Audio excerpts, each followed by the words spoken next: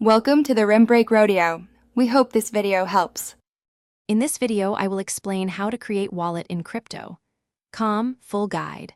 Open the crypto.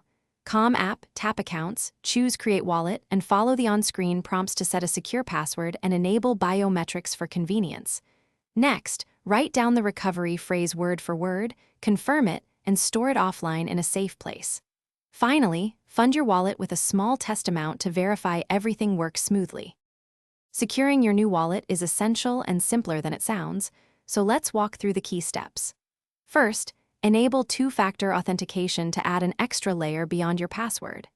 Next, pick a unique, strong password and enable biometric unlock if available.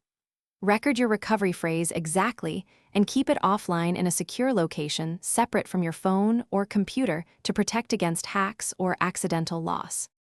If you're finding this guide helpful, please subscribe and like to support more clear crypto tutorials and updates.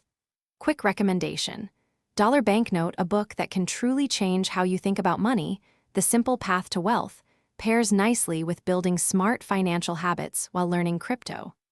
Check the description for the link and other deals so you can grab it if interested.